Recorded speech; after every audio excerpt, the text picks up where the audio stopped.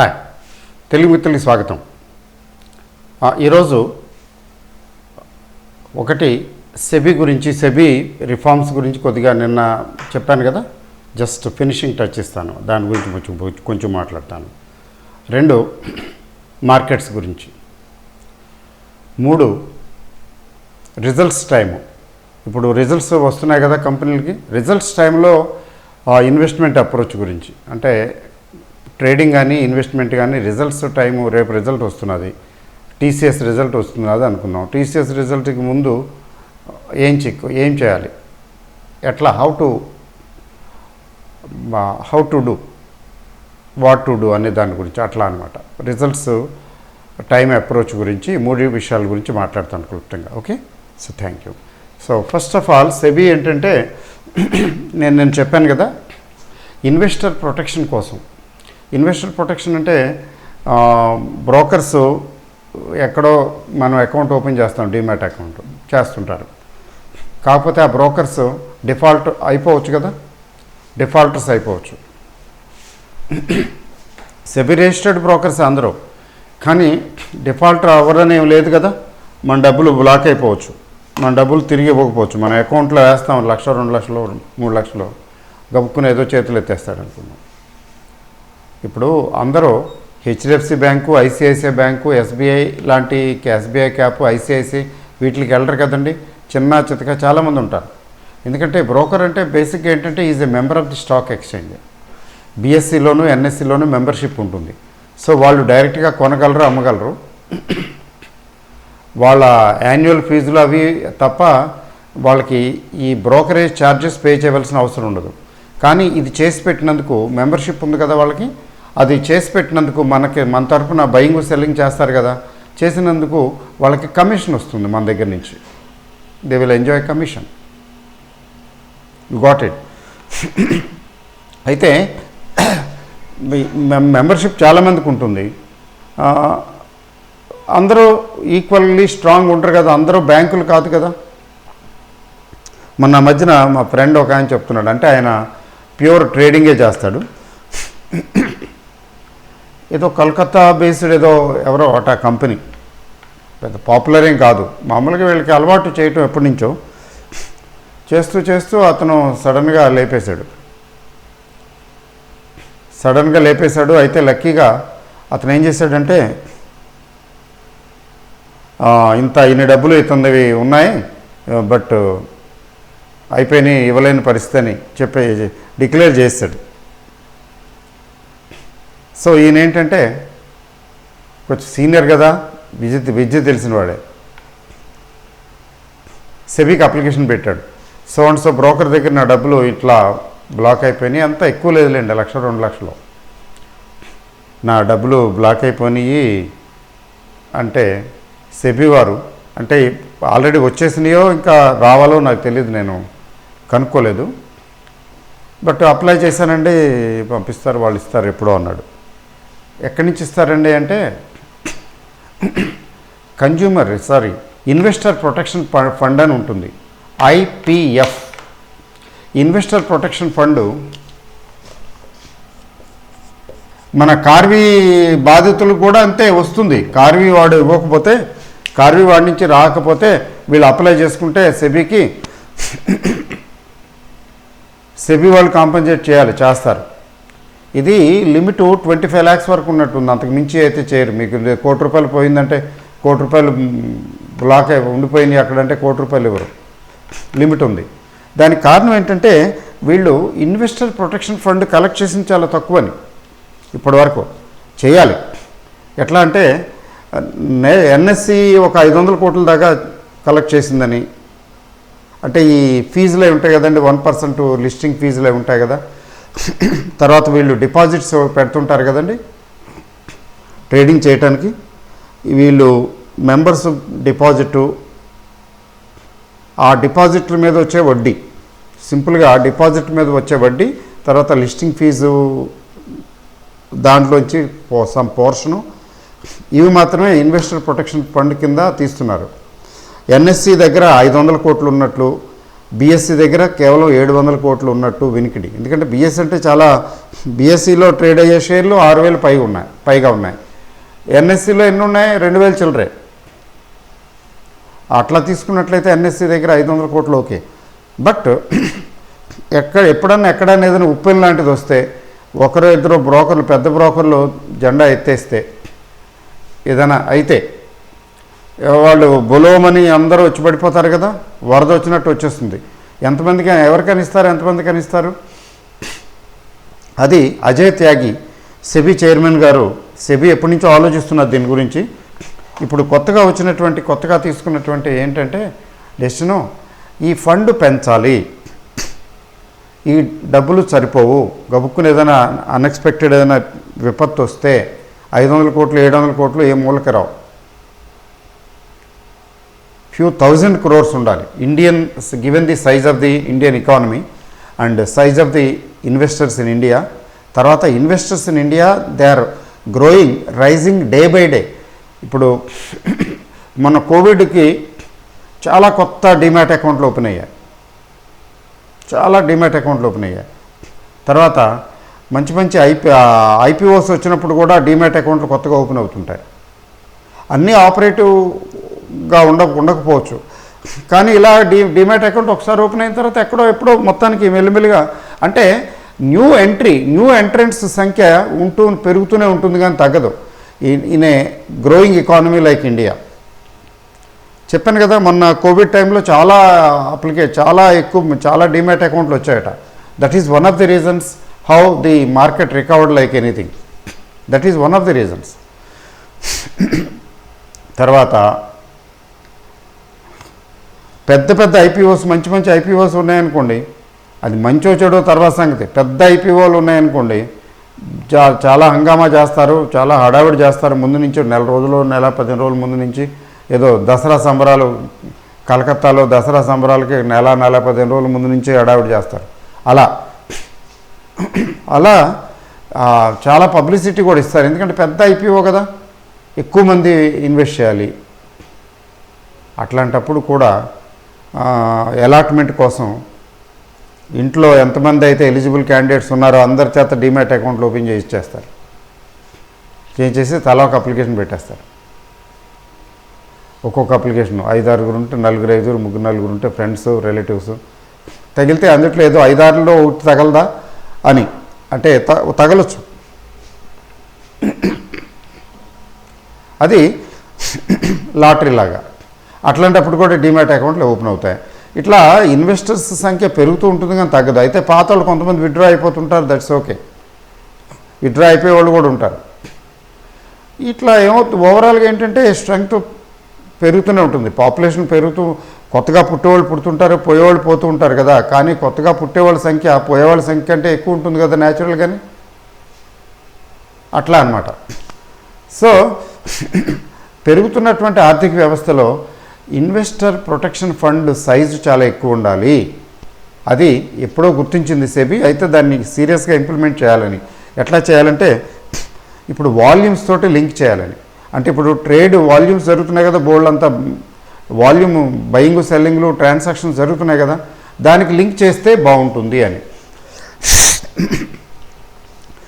అయితే దాన్ని ఎలా లింక్ చేయాలి ఏంటనేది ఆలోచిస్తున్నారు. అలా లింక్ చేసినట్లయితే కుప్పలు వచ్చి పడిపోతాయి. వాల్యూమ్ బేస్డ్ అనుకోండి, వాల్యూమ్ ఉంటే వాల్యూమ్ ఉన్న చోట ఇది కూడా, ఈ అమౌంట్ ఇన్వెస్టర్ ప్రొటెక్షన్ ఫండ్ కూడా క్రియేట్ అవుతుంది. ఎవరైతే బాధితులు ఉంటారో విక్టిమ్స్, ఆ బాధితులకి ఉపయోగపడతాయి. సఫిషియెంట్గా వాళ్ళకి కాంపెన్సేట్ చేయడానికి వీలు పడుతుంది. అది ఒక ఇంపార్టెంట్ ఇష్యూ. సెకండ్ ఇంకోటి ఏంటంటే, సెబీ ఈ బ్రోకర్స్కి ఎడిక్వేట్ క్యాపిటల్ రేషియో, అంటే ఎడిక్వేట్ క్యాపిటల్ అంటే ఏంటంటే, వాళ్ళు మెంబర్ అంటే ట్రేడ్ చేస్తుంటే, డీల్ చేస్తుంటే, క్లయింట్ తాలూకు బిజినెస్ డీల్ చేసి వాళ్ళకి బయింగ్ సెల్లింగ్ చేస్తున్నారంటే క్యాపిటల్ ఎడిక్వసీ నామ్స్ ఉండాలి అని. అంటే నువ్వు ఇంతమంది క్లయింట్స్కి ఇట్లా డీల్ చేస్తున్నావు కాబట్టి నీ దగ్గర క్యాపిటల్ ఎంత ఉండాలి, నీ దగ్గర క్యాపిటల్ తక్కువ ఉంది కాబట్టి నీకు కష్టం. అట్లా అనమాట. క్యాపిటల్ అడిక్వసీ నామ్ బ్యాంక్స్కి ఎలాగా చెప్తారో ఇంత మినిమం ఉండాలి మీకు ఇన్వెస్ట్మెంటు బ్యాంకింగ్ బిజినెస్ చేయడానికని, క్యాపిటల్ అడిక్వసీ రేషియో అని కూడా చెప్తారు కదా, ఈ రేషియోలో ఉండాలని.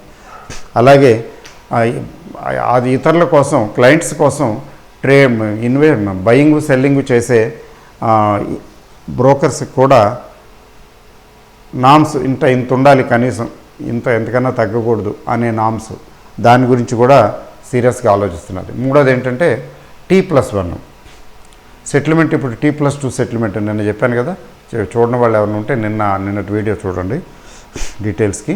సో T+1 చేద్దామని, అంటే ట్రేడింగ్ డే కాకుండా మర్నాటికి అది సెటిల్ అయిపోవటం, అమ్మితే డబ్బులు వచ్చేయటం. కొంటే ఎలాగో మన దగ్గర నుంచి ముందే బ్యాంక్ వాడు తీసి పక్కన పెడతాడు అనుకోండి, మన బ్రోకర్ ముందుగానే తీసి పక్కన పెడతాడు కొంటే. బట్ ఏంటంటే he should make the shares in demat available for delivery. అంటే డెలివరీ ఇమీడియట్గా ఇచ్చేయాలి కదా, ఇవాళ చేసి ఇవాళ ట్రాన్సాక్షన్ అయిందంటే వెంటనే డెలివరీ ఇచ్చేయాలి డిమాట్, అక్కడ వాళ్ళకి వెళ్ళిపోవాలి కదా. ఇప్పుడు T+1 అంటే ఆ మర్నాటికి వాళ్ళ అకౌంట్లోకి వెళ్ళిపోవాలి, వాళ్ళ అకౌంట్లోంచి క్యాష్ వచ్చేయాలి, డిమాట్ అకౌంట్లోకి షేర్లు వెళ్ళిపోవాలి, క్యాష్ వచ్చేయాలి. ఒక రోజులో వచ్చేయండి, రెండో రోజు వచ్చేయాలి డబ్బులు అంటే రెండో రోజుకి కల్లా షేర్లు కూడా వెళ్ళిపోవాలి కదా. కొంచెం స్పీడ్ అవుతుంది ప్రాసెస్, మంచిదే. బట్ కొంచెం స్టేక్ హోల్డర్స్ ఉంటారు కదా, చాలా వరకు ఓకే అంటున్నారు. బట్ FPIస్కి కొంచెం ఇబ్బందులు ఉన్నాయట, వాళ్ళు అపోజ్ చేస్తున్నారని వినికిడి. ఫైనల్గా అవన్నీ చూసి చెక్ చేసి చేద్దామని కృత నిశ్చయంతో ఉంది సెబీ. చూద్దాం ఏమవుతుందో. అది that's all about SEBI and SEBI reforms ప్రస్తుతానికి. నెక్స్ట్ డిసెంబర్లో కొన్ని ఆటం బాంబులు పేల్చబోతున్నారు కదా, ముఖ్యంగా ట్రేడర్స్కి, ఇంట్రాడేకి, డెరివేటివ్స్కి, వాటికి కొత్తగా తేబోతున్నారు. అది ఇన్వెస్టర్కి అప్లై అవ్వదులేండి, ఇన్వెస్టర్కి సంబంధించి చేసేసినట్టే ఆల్మోస్ట్. ఓకే, చూద్దాము. నెక్స్ట్ మార్కెట్స్ అండి. డోజీ కైండ్ ఆఫ్ ఫార్మేషన్ అండి. డోజీ ఫార్మేషన్, ఎక్కడున్నావు గొంగళి అంటే వేసిన చోటే ఉన్నాను అందట. గొంగళి ఎక్కడికి వెళ్ళిపోతుంది పాపం, పరిగెడద్దా? అలాగే ఎక్కడైతే ఓపెన్ అయిందో దాదాపు అక్కడికే వచ్చి క్లోజ్ అయితే డోజీ కైండ్ ఆఫ్ ఫార్మేషన్ అంటారు. ఈ డోజీ కైండ్ ఆఫ్ ఫార్మేషన్కి ఇంటర్ప్రిటేషన్ ఏంటంటే markets are in a confusion, అనిశ్చిత స్థితి అని. పైకి వెళ్ళాలో కిందకి రావాలో తెలియటం లేదు, దోవ తెలియటం లేదు, ఏం చేయాలో తోచటం లేదు అని అక్కడే పడున్నాము. ఎక్కడికి వెళ్ళాలో తెలియనివాడు ఏం చేస్తాడు, అక్కడే ఉంటాడు. కాస్త బయటికి వెళ్ళి అటు తిరిగినా మళ్ళీ అక్కడికి వెనక్కి వచ్చేస్తాడు, తిరిగి మళ్ళీ అక్కడికి వెనక్కి వచ్చేస్తాడు. ఏంటి వెనక్కి వచ్చామంటే ఏం అర్థం కావట్లేదు ఎటు వెళ్ళాలో, అందుకని అంటాడు. కొంచెం స్థిమితంగా చూసి ఆలోచించి వెళ్తాను అని. డోజీ కైండ్ ఆఫ్ ఫార్మేషన్ కూడా అంతే. అయితే దీని ఇంటర్ప్రిటేషన్ ఏంటంటే ఇక్కడి నుంచి ట్రెండ్ చేంజ్ అవుతుంది అని అర్థం. మళ్ళీ ట్రెండ్ చేంజ్ అంటే ఆల్రెడీ పెరుగుతూ డోజీ వచ్చిందనుకోండి, మళ్ళీ పెరుగుతుందా, మళ్ళీ తగ్గుతుందా? చేంజ్ అంటే తగ్గటం కదా, అలా కానక్కర్లేదు. అంటే ఏంటంటే ఇప్పటి వరకు జరిగింది ఏదో పెరిగింది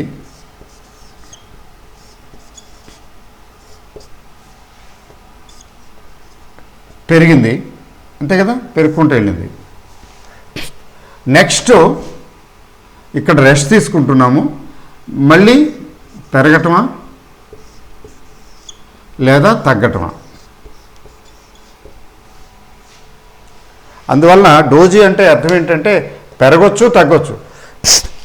ట్రెండ్ చేంజ్ అంటే ఇంతకు ముందున్న ట్రెండ్కి ఇప్పుడు పెరుగుతూ వెళ్ళింది తగ్గుతుందని అర్థం తీసుకోవాల్సిన అవసరం లేదు.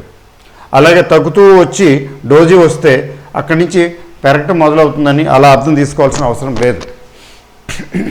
అంటే రెస్ట్ తీసుకుంటుంది, మళ్ళీ మొదలు పెడుతుందని కూడా మీనింగ్ తీసుకోవచ్చు. అంటే ఇక్కడి నుంచి వెళ్ళి పెరిగి ఇక్కడ కొంచెం రెస్ట్ తీసుకుని మళ్ళీ పెరగటం మొదలు పెట్టచ్చు.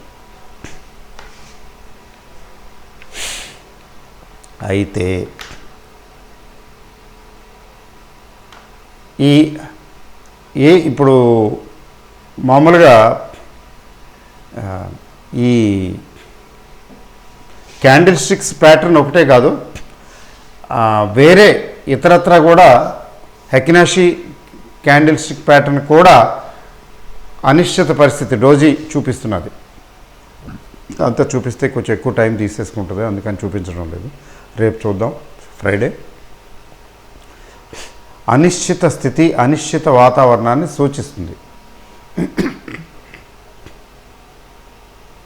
బట్ అదర్ టెక్నికల్ ఇండికేటర్స్ చూస్తుంటే,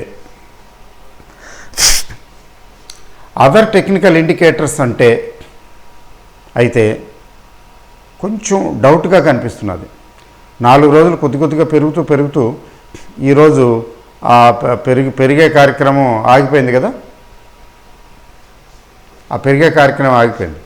నిన్న కూడా ఓపెనింగే గ్యాప్ అప్ ఓపెనింగ్ కదా, ఇఫ్ ఐఎమ్ రైట్.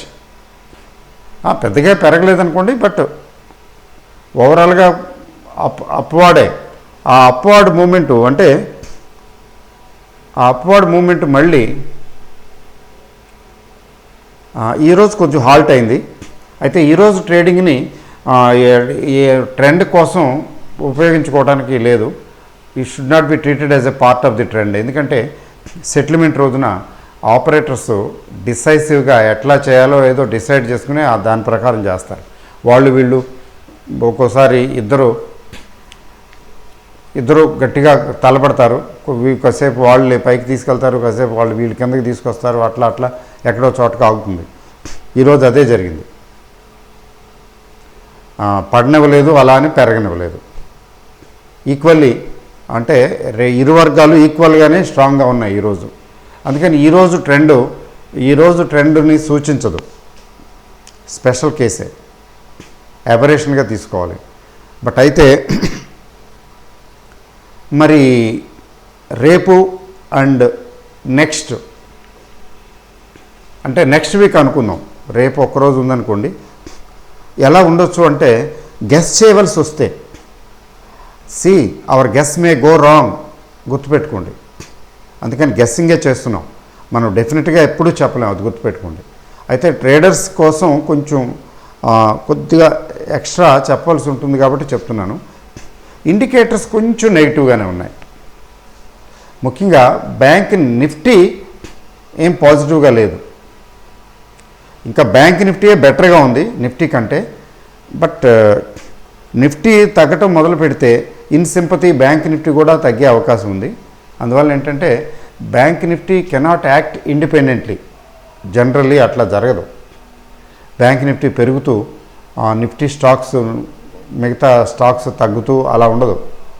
అందువల్ల ఏంటంటే better don't go for long positions. Long positions పెట్టుకోకుండా ఉంటే మంచిది అనిపిస్తున్నది.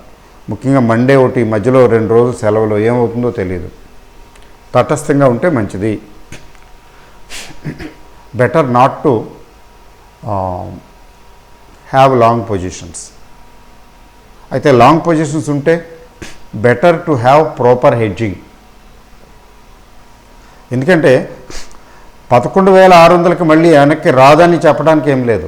మిగతా సంగతి ఇమీడియట్ నియర్ ఫ్యూచర్లో 11,600కి పాసిబిలిటీ ఉంది కదా. ఇక్కడ 11,600కి పాసిబిలిటీ ఉంది, అక్కడ 12,000కి ఎలాగో ఉంది. 12,000కి ఎన్నిసార్లు వెళ్ళటం వెనక్కి రావడం ఆల్రెడీ 2 సార్లు అయిపోయింది. బట్ కొంచెం కాషస్గా ఉండటం మంచిది. అయితే సెల్ సిగ్నల్ అయితే లేదు. అందువల్ల షార్ట్ సెల్లింగ్ చేయడానికి ఏం కాదు, చేయాలని చేయటానికి ఇండికేషన్ ఏం లేదు. కానీ బయింగ్ షుడ్ బి అవాయిడెడ్. ఇంకో 200 పాయింట్లు 300 పాయింట్లు 12,000కి వెళ్తుంది, తర్వాత ఇంకా పైకి వెళ్తుందని ఆలోచించి ఇప్పుడు మాత్రం లాంగ్ పొజిషన్స్ మెయింటైన్ చేయటం లేదా బై చేయటం అడ్వైజబుల్ కాదు. ఇన్వెస్ట్మెంట్కి అయితే అసలు చెప్పక్కర్లేదు. చూడటమే, చూస్తూ ఉండటమే. ఇన్వెస్ట్మెంట్కి అసలు ఏమాత్రం కూడా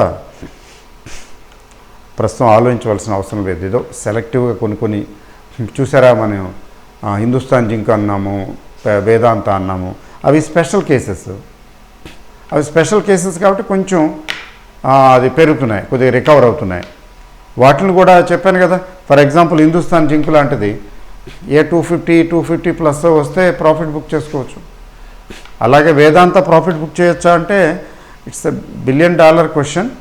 అది కూడా ఏముందిలేండి, ఇప్పుడు బిలో 100 కొనుక్కున్న వాళ్ళు 110, 109 ఆ రేంజ్లో ఒకసారి వెంచర్ చేయొచ్చు, ఒకసారి బయటికి రావచ్చు, మళ్ళీ ఆపర్చునిటీ రావచ్చు. ఎందుకులే రిస్క్ అనుకుంటే ఉంచుకోవటం. ఎందుకంటే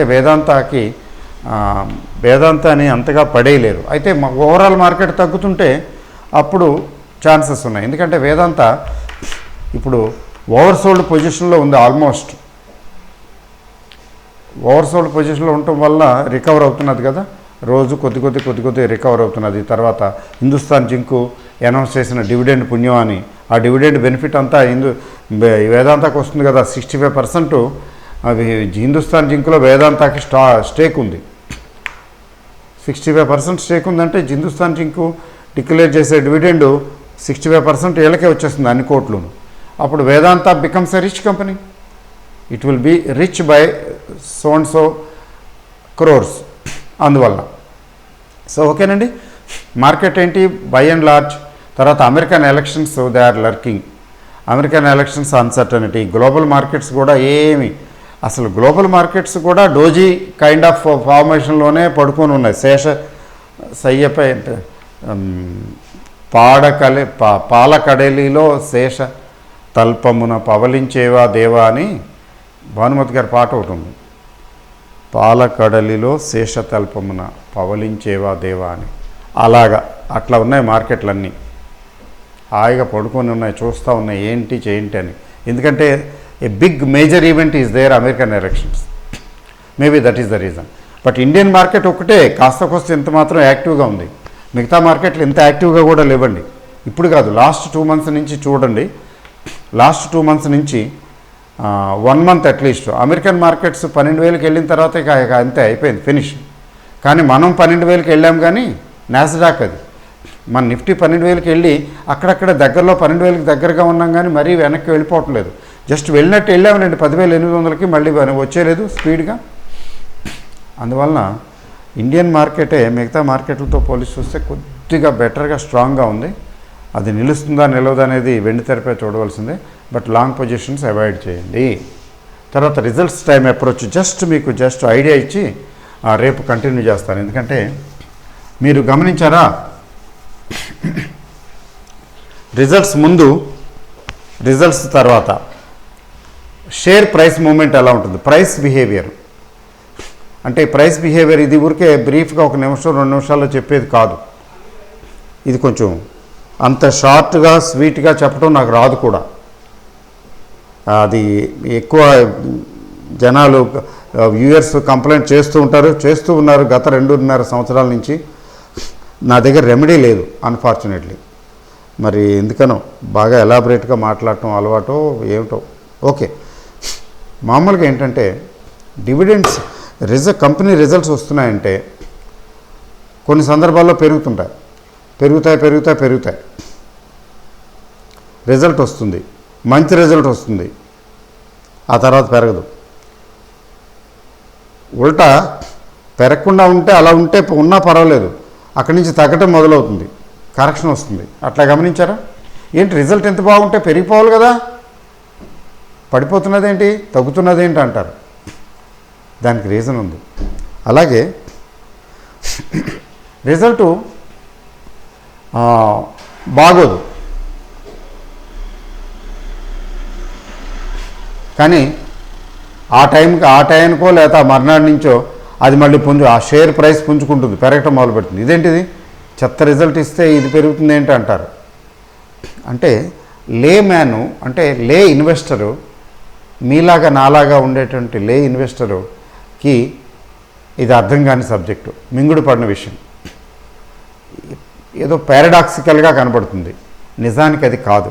మీకు ఫర్ ఎగ్జాంపుల్ చూడండి, టీసీఎస్, ఇన్ఫోసిస్ అట్లాంటివి ఉన్నాయి కదా, మంచి రిజల్ట్స్ వచ్చాయి కదా. మంచి రిజల్ట్స్ ఏంటి, బైబ్యాక్ అని అదని ఇదని దుమ్ము లేపేస్తున్నారు పోటీగా. మీకు ఇండియాలో నంబర్ 1 టీసీఎస్, నంబర్ 2 ఇన్ఫోసిస్ కదా పెద్ద కంపెనీలు. వాటి రిజల్ట్స్ అద్భుతంగా ఉన్నాయి కదా. విప్రో కూడా బాగుంది, మరి in spite of all these things అవి షేర్లు పెరగటం మానేసి తగ్గటువంటి టీసీఎస్ చూశాను, ఇవాళ కూడా తగ్గింది. దగ్గర 2900 రేంజ్ నుంచి 2600 రేంజ్కి వచ్చినట్టు అనుకుంటున్నాను. మరి అట్ ది సేమ్ టైం నిన్న చూడండి బజాజ్ ఫైనాన్స్ రిజల్ట్ వచ్చింది, మార్కెట్ టైంలో వచ్చినట్టుంది. గబ్బా గబ్బా గబ్బా గబ్బా చిత కొట్టేసి 3100కి తీసుకొచ్చారు. మళ్ళీ ఇంతలోనే చూస్తూ ఉండగానే మళ్ళీ లేపేశారు. 3100 నుంచి 3270-80 వరకు తీసుకెళ్ళిపోయారు. 150 పాయింట్లు పైన పడేసి మళ్ళీ 150-170 పాయింట్లు రికవర్ అయిపోయింది దానంతటదే. మళ్ళీ ఈరోజు స్టార్టింగే ఫటాఫట్ మళ్ళీ ఇంకొక 20-30 పాయింట్లు పైనే 33,300. నిన్న 33,100, ఇవాళ 33,300. మళ్ళీ 3300 నుంచి మధ్యలో చిన్న కరెక్షన్ వచ్చినప్పటికీ ఫైనల్గా మళ్ళీ అందుకుని పైకి వెళ్ళిపోయింది, ఎవరికి అందకుండా పైకి వెళ్ళిపోయింది. రిజల్ట్ బాగోలేదు, పెరగటం ఏంటి? ఇది మింగుడు పడిన విషయం. సరే, నెక్స్ట్ రేపు చెప్తాను కొంచెం డీటెయిల్గా. రేపటి వీడియోలో దీని గురించి కొంచెం చెప్పి మిగతా టాపిక్ వీకెండ్ రివ్యూ చేస్తాను. ఓకే అండి, అప్పటి వరకు సెలవు. ఈరోజు డేట్ ఎంత అండి? 22 కదండి, 22 అక్టోబర్ 2020. ఎందుకని మంచిది థర్స్డే అని రాస్తాను నేను. 22 లేండి, ఈరోజే కదా సెటిల్మెంటు. 22 లేండి. ఓకే అండి, all the best, good night, thank you.